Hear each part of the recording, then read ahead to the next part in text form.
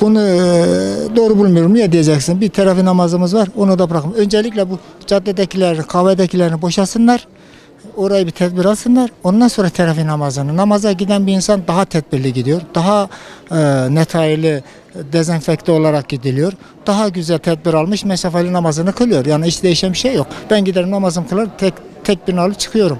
Ama şimdi şu anda git kahvelere bak. Adam sigara içiyor, pısır pısır oturuyor. Ha, caddeyi görüyorsun. Teravih namazını kılmak yani bir şey değil yani. Aslında camiler daha sağlıklı ben bildiğim kadarıyla.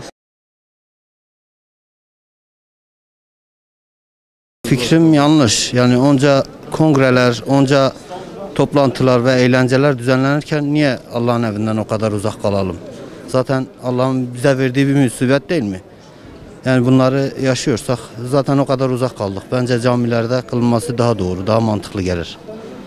Yani o yüzden bu görüşün yanlış olduğunu düşünüyorum. İnşallah da düzeltirler.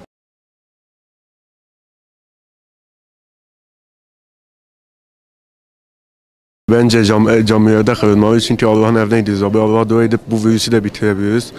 Bence camilerde kılınmalı. Böyle mesafeli olsa camide kılınsa daha iyi olur. Evde kılınmaz. Evde kılınırsa saf olması lazım. Tek başına evde kılınmıyor teravih namazı abi. O yüzden bence camide olmalı.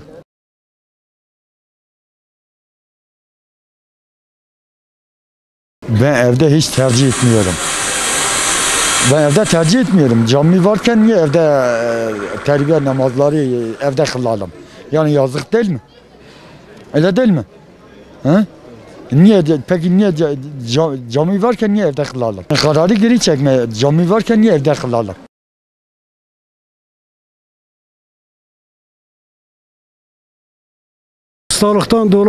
Hastalıktan dolayı en doğru şey yapmışlar. Çünkü aşırı derecede bulaşma riski var. İnsanlarımız da uymuyor maalesef. Artık evimizde kalacağız, yani yapacak bir şey yok.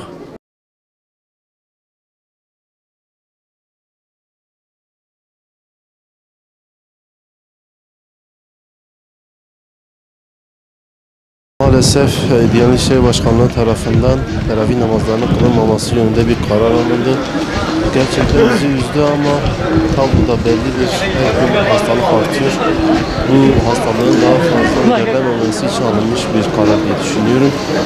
Artık evlerde namazlarımızı kılmaya çalışacağız.